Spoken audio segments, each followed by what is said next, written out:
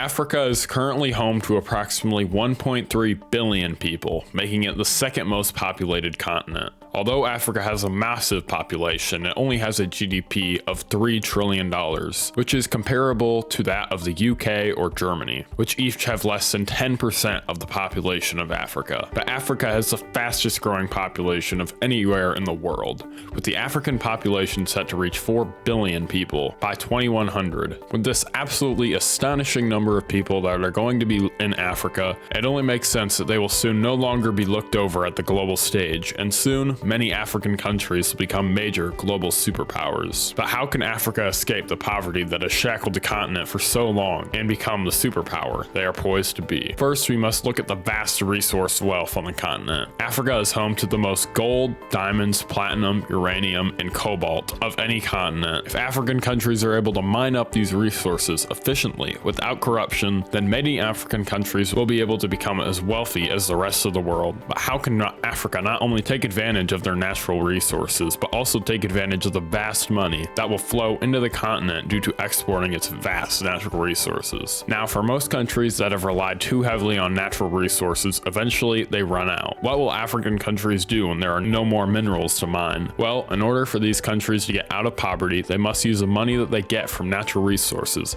and invest into their youth through education. By investing into their massive population and educating them, they can better create jobs that don't rely on natural resources. This will help these countries not become reliant on natural resources for their entire economy, and will help raise many African countries out of poverty. But the root problem that often faces many African countries isn't the lack of resources or the investment into the countries, but many African countries very unstable and often corrupt governments. The only way Africa can take advantage of the vast natural resources on the continent is if they are able to get the outside investment that benefits them and allows them to develop the infrastructure that is needed for economic growth. However, it is going to be difficult to get the investment that they need to develop when their government cannot be trusted with managing the money. If African countries are able to pass measures to prevent corruption, then more investment should start coming into the continent, allowing them to spend more on improving the lives of their people. But how will African countries manage the nearly 4 billion people that will be living on the continent in less than 80 years? Africa will have an absolutely staggering number of people who will all need somewhere to live and food to eat. It will be difficult for Africa to adjust to the massive number of new people that will soon inhabit the continent. However, a population boom isn't new, and African countries can learn from countries like China and India, learning from their successes and failures on how to adapt and build new infrastructure